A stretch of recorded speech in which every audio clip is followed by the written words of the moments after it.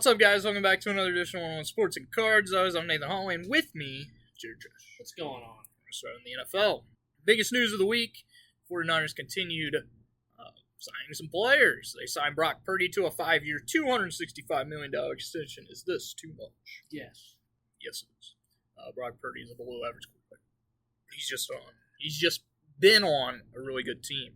That would change this year. They also signed Fred Warner to a 3-year, $63 million extension. I'm not even asked you. This is a great move. I know, Fred. He is the... It's a good move. That's why I didn't want to ask you, because I knew you'd say it. Yeah. One of the best linebackers, arguably the best linebacker in football. Yesterday, the NFL passed where players will be able to participate in Olympic flag football in 2028, meaning USA's going to win gold. If they don't, it's a failure. It's an embarrassment. Today was more from the owners' meetings. Today's agenda was about banning the tush push, and they did not receive enough votes to ban it, so the tush push remains. To be honest, I don't really care about the tush push. Everybody that, they're all on a fight with each other about, it's bad for the game, and others, it's good. It's good. You can't get good at it. You can't do it. It's good. It's like if you... And I know the Packers, my favorite team, are the ones that propose for it to be banned. Get better at it. Get better at it and defend it better. There's two teams that can do it, and that's the Eagles, and the two teams that can do it consistently. That's the Eagles and the Bills. Other than that, nobody else does. And for them to say that, it has a major injury risk. How many times Josh Allen or Jalen Hurts has been injured? Because last time I checked, they haven't been injured doing it. I mean, getting tackled, you have a high rate. Moving on to the NFC East offseason grades. We're going to start out with America's team, if you still want to call them that, the Dallas Cowboys. Of course, they hired Brian Schottenheimer as their head coach after they got rid of Mike McCarthy, because Mike McCarthy sucks. They added Osa Odigizua, Javonte Williams, Miles Sanders, and, of course, George Pickens. They drafted Tyler Booker, Donovan Ezeruaku. I know I'm botching that name. Siobhan Revelle Jr. and Jaden Bolio. I gave them a C+. You agree? I want them to see more offensive linemen. C-. I wanted to see more offensive linemen. They need another receiver. They needed a better running back than Javonte Williams or Miles Sanders. I think people forget that Miles Sanders became the third string in Carolina last year. Which for good reason, due to Chuba Hubbard was really good, and then Jonathan Brooks before he retore his ACL.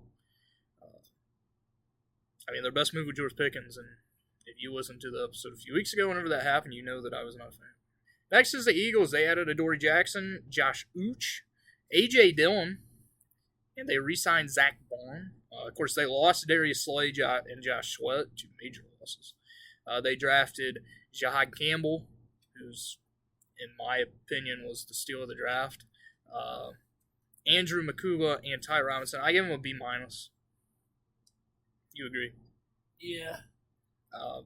Losing Darius Slay and Josh Sweat are big losses, but, they have enough talent. Zach Bond, you still kept, which is a big one.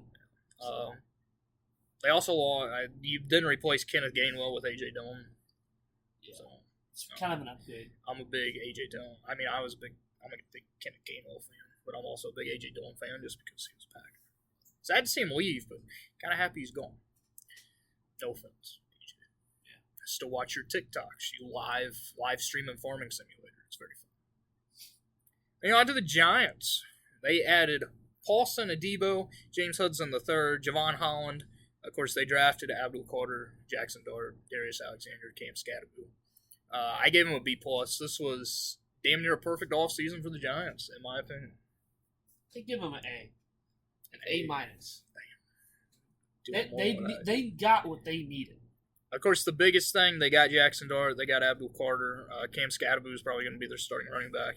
And then Javon Holland's also a massive signing in free agency. They could have went out and got more signing. Of course, they also add, I guess I didn't add, they got Russ and Jameis. But,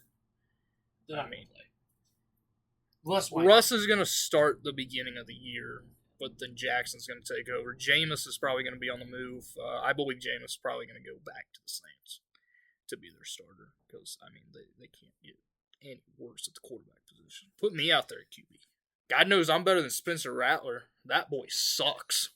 Like I said, when I said in high school, whenever he came out, everybody was like, oh my God, he's going to be the next great player, 5-star QB, oh my God. And I was like, he's not good. And what happened? He transferred to 20 different freaking schools. And then he sucks in the NFL. I loved watching that Packers Saints game last year whenever he started. And they got shut out because the dude just blows. I think that's when the Saints head coach officially lost his job because he didn't bench him. Could have put a freaking fan on the field and been better. Next is the Washington Commanders. Of course, they added Laramie Tunsil and Deebo Samuel in 2 separate trades. They also had Michael Gallup. I think people forget how good Michael Gallup was on the Cowboys a few seasons ago. Then they drafted Josh Connerly Jr., Trey Amos, and Jalen Lane. I gave them an A. Like I said last week, the Bears, and then I said one NFC East team had the best offseason. The Commanders is that other team. They had the best offseason of any team. You agree? B+. What didn't you like that they did? They added the best offensive lineman in the game and one of the best wide receivers in the game to a young team. Long? You know Deebo's history. Okay. Okay. A lot. But they did the perfect thing. The Bears did the same thing. They're perfectly using the quarterback on a rookie contract to become a title contender. B+. Still B+. Next week is the NFC South. And my God, the NFC South sucks besides the Buccaneers. Mm-hmm. Can't wait. I'll probably hand out my first F of the year to the Saints. Might be an F minus. Might be a Z. A negative. Yeah. Negative percentage. Moving on to the NBA. Although it has not been announced yet, whenever we're doing this, because it's not supposed to be announced until 6:30 tonight. John Strauner leaked that Shai Gilgeous-Alexander won MVP. It's kind of who everybody expected to win it. In my opinion, it should have been Jokic. Jokic should have 5 MVPs. Jokic did become the first player since Larry Bird to finish top 2 in voting 5 consecutive years. And think about that. The 2 years that he didn't win MVP, in which Shai won and Embiid won, is 2 of the best years of his career. Yeah. And he didn't win MVP. Without voter fatigue, safe to say Jokic should probably be a 5-time MVP. But the voters just suck. I mean, Shai also deserved it. He had a great year. I think they should have done co-MVPs.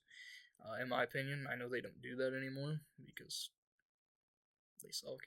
But I would have done co-MVPs. There's no way you can choose between those 2 guys.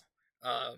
Shai definitely, I mean, he led the league in points. He averaged 32.7 points, 5 rebounds, 6.7 assists, 1.7 steals, and 1.0 blocks per game. Shot over 50% from the field and over 35% from 3. Yes, these are coming right off the top of my head because I just wrote like 5 articles about it. I still think Jokic was. Plus, he led the Thunder to the top record in the league, which I think was the ultimate decider between the two. Since, Nuggets end up firing their head coach late in the season. Which Michael Malone, talking about Michael Malone, he appeared on ESPN for the first time last night during Game 1 of the Western Conference Finals. And it's clear to say that him and the Nuggets do not have a good relationship, which, not surprising. But he went on and said, they asked him after, because Shai took over in the second half of Game 1 last night. And they're like, what are your thoughts on Shai? And he was like, well, he's the MVP. This is coming from a guy who praised Jokic all season and said that there's no way he shouldn't win MVP. And now it's clear that him and the Nuggets, which if I got fired, I'd probably be pissed off too at my old team. So, the all-rookie teams were announced. All-rookie first team, Stephon Castle led the way unanimously. Zachary Reese-Shai was 1 vote from being unanimous. Then it was Jalen Wells, Zach Edey, and Alexander Sarr. The second team was Khalil Ware, Modest Buzelis, Yavis Misi, Donovan Clingan somehow, and Bub Carrington, who got in by 1 point over the Jazz's Collier. We forgot his first name. Isaiah Collier. Yeah. So what'd you change? I think they got the first team completely right. Yeah. That would be mine. Maybe switch Edie and Buzelis. With Buzelis' great finish to the season, Edie wasn't. Yeah. I know they're going to say, well, the Grizzlies are the much better team than the Bulls, but that doesn't matter. The fact Donovan Klingham's on here, and I'm not just saying that because I don't like the guy, because I don't think he's that good. But what did he do this year? Well, he was there for rebounds and blocks. The dude can't score. He's the backup center to DeAndre Ayton, the guy that he should easily be starting over, because if you guys haven't seen DeAndre Ayton play since he was a Sun, I wouldn't recommend watching it. I mean, most people don't watch Blazers games anyway, because why would you? So you're telling me he's basically worse Rudy Gobert? He is Rudy Gobert. But worse. Yeah. He's more likable than Rudy Gobert. I mean, everybody's more likable than Rudy Gobert, in my opinion. Hell, I think Draymond's more likable than Rudy Gobert. Because I actually somewhat like Draymond. Rudy, can't stand him. Rudy also showed up very well last night in Game 1. The Thunder eliminated the Nuggets in 7 games. This is in the second round. We'll get to the conference finals here in a second. What do the Nuggets need to do in the off season? There's so many things. Of course, first off, they got to find a new head coach, unless they keep David Adelman, which I think they probably will. He did pretty good in the playoffs with them. They need a new GM, and then they're the only team this season that does not have a draft pick in the 2025 draft, which is a problem. They also have absolutely zero cap space. So there's probably going to, if they want to, Russell Westbrook's going to be a free agent. You let him walk, you don't sign him. What do they need to do? I have one major thing they need to do. They need shooting. Shooting one. You realize Christian Brown had the best season of his career, right? They averaged over 15 points per game. In my opinion, should have been a finalist for most improved player. I think it's time to move on from Jamal for some trade picks. For one, they need a bench because their bench is the worst in the league. That was the main reason they lost to the Thunder, because the Thunder are the deepest team in the league. And in Game 7, they lost by 32 points. They were down by more than 40 early in the fourth quarter because their starters ran out of gas. They need a bench that does not consist of Russell Westbrook and Peyton Watson, who are basically the only main two guys off the bench.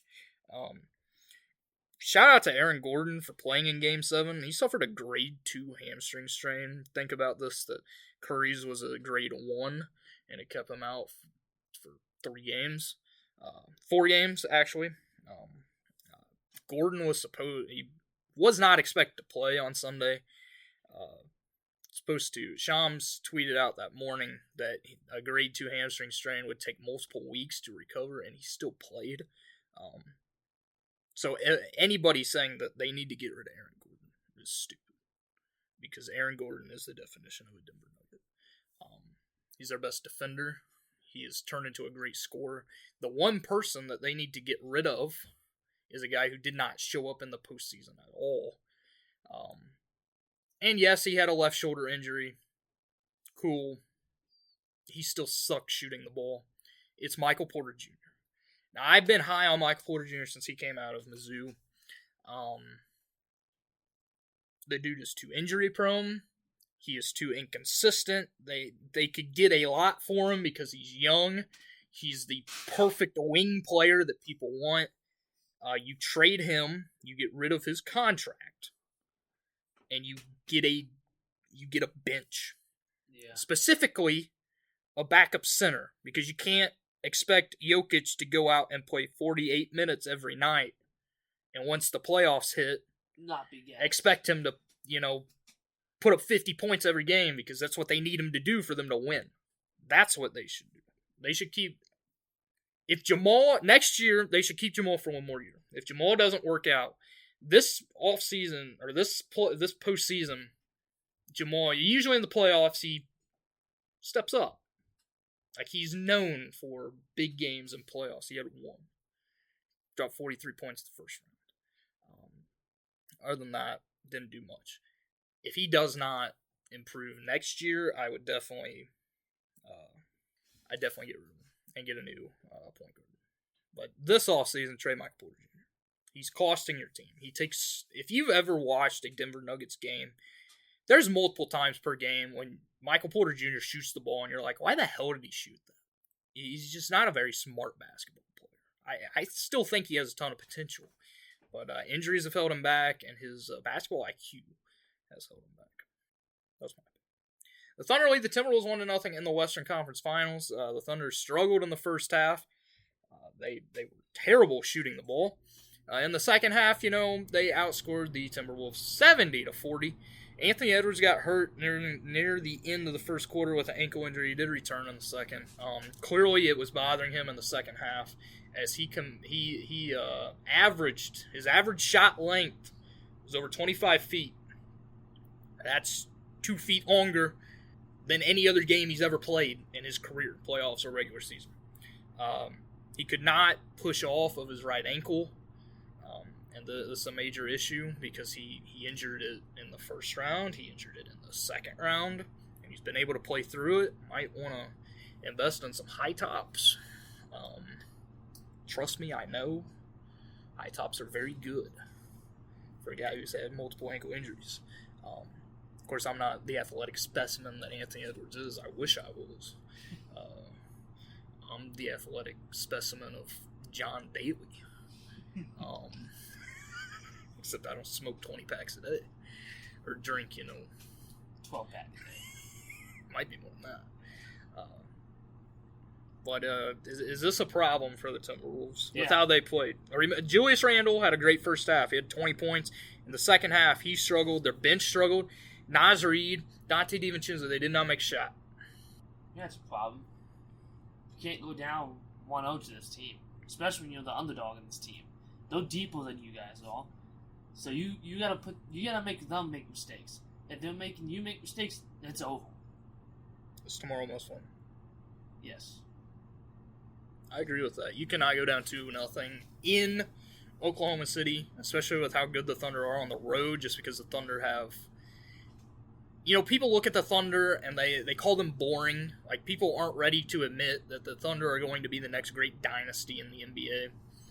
Because they think that they're boring and they hate that all the foul calls on Shea just because he's amazing at what he does.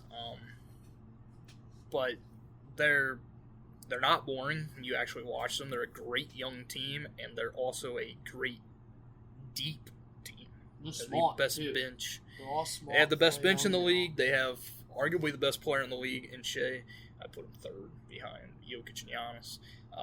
And in my opinion, they have the best coach in the league. And Mark Daigneault. Can't go down 2-0. I'm picking the Thunder to win this series anyway. Because I picked them to win the championship. Now on the other side, both your championship pick and my pick to represent the Eastern Conference, both, you can just say they blew the series. Because that's how I'd put it. The Knicks were not the better team over the Celtics. The Celtics blew the series. But it is Knicks-Pacers. Game 1 is tonight. Who do you have advancing to the NBA Finals from the Eastern Conference? These two teams matched up pretty good. It's going to come down to the second options. I think Indy can get it done. It's going to be tough. But Indy has the highest... They just push. They don't let off the gas. They are the definition of all gas, no brakes. You know what I mean? You know what I mean? Sorry, I went on Jacob 5-2. And, but they are all gas, no brakes. They don't slow down the pace. They make you hustle. And if you're out of shape, it's going to show. And I think they can do that. Cat, we all know how Cat is. Cat sucks when he's pressured. This is going to put the pressure on him. Jalen Brunson's going to be fine. They need Cat to be much better than he was in the second round against Boston. He shot 2 threes in the whole series. Yeah. What is Cat known for? He ain't known for getting inside. Yeah. He can get inside, but he's not he's a big body, but he's not the strong body. Yeah. He's a 3-point shooter. Because Miles They need him Turner to shoot. is going to get rebounds over him all the time. And blocks. And then you have Pascal Siakam, who, hey, some people don't want to say. Spinny P! Some people don't want to say it, but he's the best player on this Pacers team right now. I'd still go with Howard. Statistically, points-wise, he's scored more points. But how he's doing more on the court, though, opening up the court and everything, those are the big three. And then you can't forget McDormand. You can't forget about freaking, not McDormand. McDermott hasn't been a Pacer in Who's years. the guy? Aaron Naismith. He's been shooting the ball. He's always TJ McConnell off the bench. He's white. I was thinking of him. Yeah, their bench is great too. The Knicks bench. The Knicks bench is non-existent because Tibbs decides that he doesn't want to play the bench. Yeah, I mean OG Anunoby's the only good player on the Knicks bench, 2 players, is Miles McBride because there's only 2 players to play. Is Miles McBride, who can come in and knock down shots. Yeah. That's about all he can do. He's great at doing that. And then Mitchell Robinson, who is a great defender. Can't score the ball. Especially free throws. And if they decide to use what the Celtics did with the Hacker Robinson, he's basically unplayable. And you also got to worry about him getting hurt. And then all the Knicks players, OG Anunoby, he can either be really good or he can suck. Cat's the same way. It's really Jalen Brunson. If you can stop Jalen Brunson, you can win this series easily. So I think the Pacers could do it. I'm going with the Knicks just because they have more star power. I also want a Thunder-Knicks matchup in the finals for my job, since I cover both teams. No offense to the Pacers. I think the Pacers are going to give them. I think this goes 7 games. And Game 7 will be at Madison Square Garden, where I don't think you win on the road in Game 7. The main thing that the Knicks need is, for one, the Pacers press you basically the whole game. They got to beat the press. Pacers love wearing you out. And with how Tibbs coaches, the Knicks are already worn out because, you have guys like Josh Hart and Mikal Bridges who finished 1-2 in minutes during the regular season. And he hasn't benched them like at all in the postseason to actually give them rest. But the Knicks are the better team. They have more star power, but they needed people other than Brunson. I agree with you. Both teams are going to need. You're not going to need. It's not going to be all about Brunson and Halliburton. Everybody going into this series is like it's going to be between Brunson and Halliburton. It's not. It's going to be between Cat and Mikal Bridges, who really needs to step up because, my God, you traded 5 first-round picks, and he has not been good. Defensively, yes. Offensively, no. OG, I would say Josh Hart. Josh Hart's been probably their second best player this postseason because he can do everything, and he's the perfect player that everybody wants on their team because he hustles. On the other side, it's going to be Siakam, Nesmith, Miles Turner, TJ McConnell off the bench. You have some other guys off the bench. It's going to be them other guys. And the Knicks, statistically and on paper, have the better other players other than their stars. And I think that's what eventually gets it done. But they cannot. I'm going to say Game 1 is a must-win for New York. You do not want to go down. You saw what the Pacers were able to do against the Cavs in the second round, albeit the Cavs were injured. The Knicks cannot fall behind in Game 1 at home, the first time since 2000 that they're in the Eastern Conference Finals. They're trying to make it to the NBA Finals for the first time since 1999, in which they lost to my San Antonio Spurs in our first championship. Just got to throw that out there. I've thrown that out there in every article I've wrote as well, just to put the Spurs out there. It might be the last time you do them for a while. Shut up. But yeah, it's a must-win. But I think the Knicks ultimately get this done. I'm gonna say it does not matter. It's gonna be the best series. It does not matter who wins this series. I don't think they can beat OKC. I don't think they can beat Minnesota if Minnesota makes it. Yeah, I think the winner comes out. It would be very interesting to see Knicks Timberwolves in the finals, though. Yeah. To see, Cat versus Julius Randle, both of them against their old teams. Yeah. People were dissing that trade, saying it was a great trade for both teams. Julius Randle surprised me. He's really stepped up. And then Anthony, Cat, he's Cat still. He got to step up and be more consistent. in the big games. We're not gonna. This is all we're gonna talk about for NBA. We're not gonna go into off-season stuff yet. We're gonna start doing some during the NBA Finals. Is when we'll start going into off-season stuff. I'll have a list of free agents, trade targets, and basically we're gonna go through because since I love the NBA and I cover the NBA, I'm gonna go through what every team needs this off-season and one trade target and one free agent target for all of them. Yes. Moving on to baseball, the biggest thing this week, the Phillies, Jose Alvarado was suspended 80 games for PEDs. It's a massive loss for the Phillies because it's the best closer. He's their only good bullpen arm. Yeah. Phillies still the best team in the NL, but they need to make a trade really quick, and also Alvarado will not be eligible for the playoffs. Yeah. So, what are your thoughts? Besides what I just said. It's a loss, but they gotta do something because they need a bullpen. You can't win a championship without a bullpen. You should put one of your starters in the bullpen because I believe Mick Abel said that he's going to be a starter for your team on Sunday. Yeah, because his debut was electric, very good. The Mets' Carlos Mendoza, their manager, has challenged Juan Soto on hustling back-to-back games earlier in the week. He did not hustle. Is this a problem? And this has always been his problem. He's never hustled. This has been Juan Soto since national days. You knew what you was getting with Juan Soto. You knew you wasn't going to get a guy that was going to hustle. He's just there to hit the ball. And if it goes out, great. You also got to remember, it's the green monster. It looks like it's gone, but then it hits it. A lot of people do that all the time. And then I can see from the player side, and I can see from the manager's side. Player side, you can get injured running as hard as you can down the full space for an easy out. You know you're going to be out on. But if it's a simple ground ball at the second base or shortstop, you'll probably be going to get out. The odds are they're not going to make a mistake. And why injure yourself? There's been a lot of injuries. Unless you're in the show. Yeah, that's true. That's all that happens. There's. And you can injure yourself stepping on the bag. There's been a lot of injury with bags now. You can pull your hamstring running on the box. Do what Tristan Casas did. Yeah. It can happen. And then you also look on the manager's side. If you have no hustle, do you really care about baseball? Do you want to win? Do you have the drive? I think it's to be a happy medium. I think you should have knew this is what Juan Soto has always done. I don't think there's a problem with it. Because ultimately, you're paying him that much money. Do you want him to get injured because he tries too hard when he knows it's an easy out? I don't really care. I think it's a not care.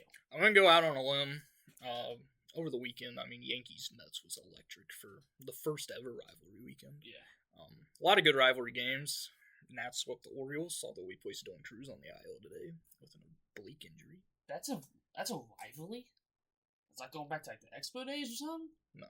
They're on the same freeway. And they've also had a huge media rights deal since the Nationals moved there. Who's the Reds against? It ain't the Cubs. It's Cubs and White Sox. Yeah. Which nobody's. Is it Reds Cardinals? I think it would have been Cardinals Reds. Or Kansas City Cardinals. I have no idea. I don't remember. I don't know who the Reds beat. Would it be the Guardians? It might have been. Because they're in Ohio. I can see who they played. Yeah, I want to see. Before we get back to Juan Soto. Yeah. It was it was the Guardians. That's what I thought. I was thinking it was either the Guardians. Was it Royals Cardinals? Because they're both from Missouri. I'm gonna guess, yeah. Because they're on the same route. Yeah. Okay. Congratulations, you lost the series to the Pirates today. Yeah. Get back to Juan Soto. I'm gonna go out on a limb and I'm gonna say, he hasn't fit very well in New York. There's something about him that just seems like he doesn't want to be a Met. It's a lot of pressure. I'm gonna go out on a limb, and 4 years in, the Mets can get rid of him. I'm gonna go out on a limb and say he's not gonna last 4 years. Yeah. Unless he changes his attitude and there's just something. You look back at his Nationals, there was something that happened between, like, when he was a National and when he was a Padre. He was much more happier on the Nationals. You see it now with Yankees and Mets. He was much more happier with the Yankees. There's a lot of pressure when you get paid that much in New York. He was also a better fit. He's never been booed. He's been getting booed a lot. I'll just go out on a limb. I mean, Soder's still one of the best players in the league. Yeah. He has struggled a lot this year. You usually don't see that. Struggling for him is still batting about 250, though, which is still great. Travis Bazzana's out 8 to 10 weeks with an oblique injury. It's a big loss because many people were projecting them to get called up very soon. He was on route to. He was playing really good. The Pirates got another tough break. Jerry Jones after the season due to elbow surgery. Does this change anything for the Pirates? No. For all the people out here saying that they're going to trade Paul Skeens, it's not going to happen. You don't trade a guy in his first full year who's your best player, because even with who you get back, the Pirates will ruin everybody they get back. They can't afford him. Eventually, wait until he goes to sign an extension, then they won't pay him, and then they'll trade him. To the Dodgers, or the Yankees, or the Mets. But for everybody saying that they're going to trade him, it's not going to happen. They came out today and said, there was a report today by John Heyman, who came out and said that he's an MLB insider. Came out and said that a Pirates guy talked to him and said they're not going to trade him. So it's not going to happen. They need to do something, because my God, the Pirates are awful. But, yeah. The Giants demoted Jordan Hicks to the bullpen. I think we all saw this coming. Yeah. The Cardinals tried to make him a starter. Didn't work. The Giants, last year it worked somewhat decent. This year it did not. He has almost a 6 ERA as a starter. I don't know who took his place, to be honest. But he's a better bullpen arm. Yeah, he can't go long in games. He's a good 1-inning guy, 2-inning guy. Max. I still like 2 innings. George Kirby's set to return on Thursday. Logan Gilbert's also set to return at some point. Those are all big additions that they need back. Especially with their offense playing well. Julio's been on fire. The big dumper's been on fire. He's been their best player so far this season. The rest of the team's actually somewhat hitting the ball. It's a miracle. Yeah. And their pitching's been great. I mean, you look at the guys that they've had in replace of. I mean, Brian Wu's having an AL Cy Young type of year. Some other big injury news: Ronald Acuna Jr. is expected to return on Friday. They need him. Yeah, they need a lot more than that. And Mike Trout will not require a rehab assignment. He could return either by the end of this week or by the end of the month, or whenever he feels like it. Because I'm old enough to remember whenever he got injured, and they were like, "Yeah, he's going to be on the IL for the 10 days, and that's it." And he turned it to 60. Yeah, it's still ain't back, and that was almost a month ago, I believe. Yeah. So, I mean, does it really matter? It's not like the Angels are missing him. Yeah, they really fell off. Yeah. They ain't missing anybody. You know who they're really missing? Anthony Rendon. They're really missing Kyle Paris. Because my God, he fell off. The player of the week was announced, and it's 2 doozies. Miguel Vargas won AL Player of the Week for the White Sox. And Will Benson won NL Player of the Week. Dude hit 4 home runs. He had a multi-home run game. It's amazing. Yeah. And this is the last time you'll hear us or the MLB talk about them the rest of the season. It's the only bright spot for Miguel Vargas in the White Sox. It's the only bright spot for the freaking Reds. You can't say anything. Lucky the Pirates are in that division. Yeah. Talking about division, we have not gone through the standings or stats in, I don't think, since the first freaking week. So in the AL East, the Yankees are they're pulling away. They have a 4.5 game lead over the Red Sox, a 5 game lead over the Blue Jays, and a 6 game lead over the Rays. And then you have the Orioles, who are 16 and 32. What happened? Yeah. The Orioles did fire their manager. I don't know if that was 2 weeks ago. I thought it was last week. I think we talked about it. I don't remember. The Tigers are the best team in the AL. They beat the Cardinals today. They're 33 and 17. They have a 5 game lead over the Twins, a 6 game lead over the Royals, and a 6.5 game lead over the Guardians. And you have the Chicago White Sox, who are only a game back of the Orioles in the standings. And then you have the AL West, where it's the Mariners leading the Astros and Rangers by 3.5 games. The Angels by 5.5, and I don't know what happened to the Oakland Athletics. Son of a bitch. I do not know what happened to the Athletics, since they do not have the Sacramento Athletics. They're 6.5 games back. In the NL, the Phillies are the best team. They're 30-18. They have a 1.5 game lead over the Mets, 6-game lead over the Braves, and an 8.5 game lead over the Nationals. And then, the Marlins are in the bottom because the Marlins below. The Cubs lead the Cardinals by 3 games in the NL Central. Hey, I will say the Reds are above the Brewers in the standings by half a game. So by the end of the week, that won't be the case. And nobody cares about the Pirates. The Dodgers lead the Giants by a game. Padres are a game and a half back. The Diamondbacks are 4 games back. Diamondbacks have been playing really good. And then you have the Colorado Rockies, who are the worst team in baseball at 8-40. Might be the worst team of all time. They're on track to be the worst team of all time. And they went sued. Someone's suing them. A fan. For what? From back in 2023, got hit in the face by baseball. I thought he sued them for, being as bad as they are. I'd sue them too if I bought tickets and watched them play like they did. Yeah. The only good part of the Rockies is their stadium. Moving on to stats, Aaron Judge is running away with the batting title. He's batting .403. Yeah.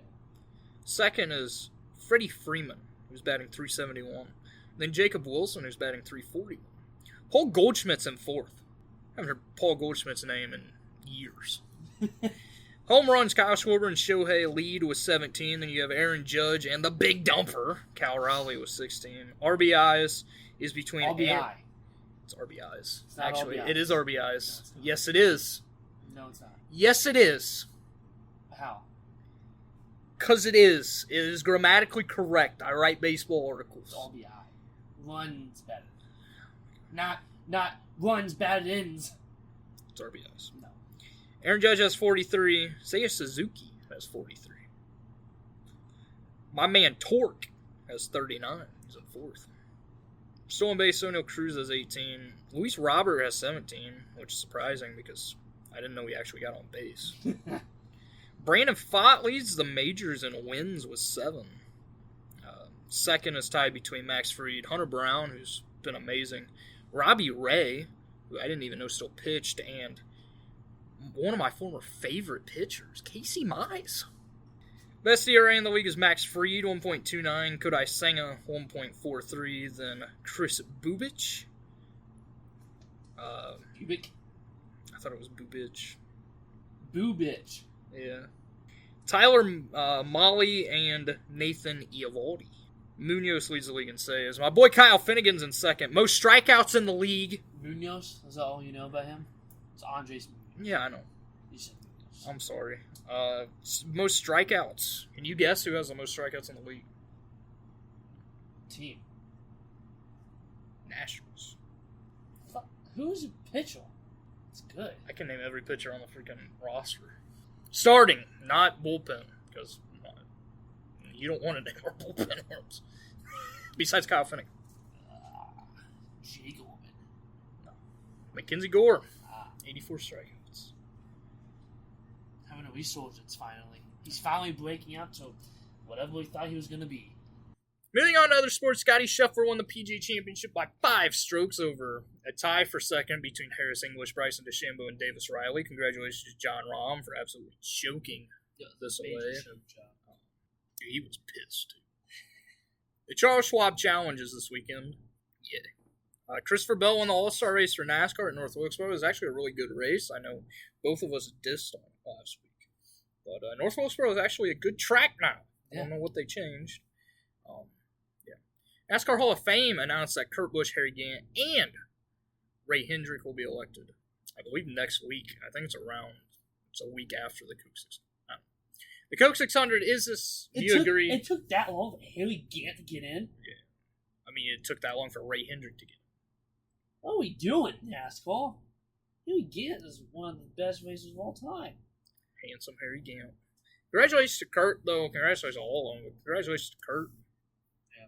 I was a big Kurt Busch fan. I know a lot of people weren't, just because he was a hothead. Yeah. Especially when he was younger. Yeah. When he was on Phoenix Racing, that 51 car that completely sucked. Oh, it was hilarious. They still them videos still come up on my TikTok at times, dude. It's so funny to listen to. The Coke 600 is this weekend. Remember, it is not on Fox because, thank the Lord, Fox is done with NASCAR for this season because Fox blows. Outside of Mike Joy. I like Mike Joy. Other than that, they suck. No offense, Kevin Harvick, but you're not terrible. Clint Boyer, you're just ass. There's just some things that he says, and it's like, what are you talking about? Like when he called Kyle Larson by the wrong name. He called him Kyle Busch 2 weeks ago. Dude dialed it up before the race and was like, "Hey, Kyle Busch." Larson was like, "That's not my name." He said he repeats himself a lot, too. Because he's an idiot. Because he's up there freaking drunk. That's all the dude does. He should have done that while he was racing. It would have made him better. The Coke 600 this weekend is on Amazon Prime. I will be watching it.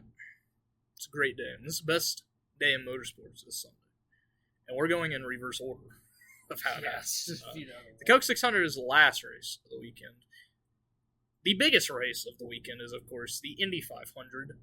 Robert Schwartzman won the pole. Joseph Newgarden and Will Power will start in the back for cheating. Penske also fired Tim Cindric. So, Austin Cindric, count your days at Team Penske because you suck. Crap, we didn't do... Who wins the Coke 600?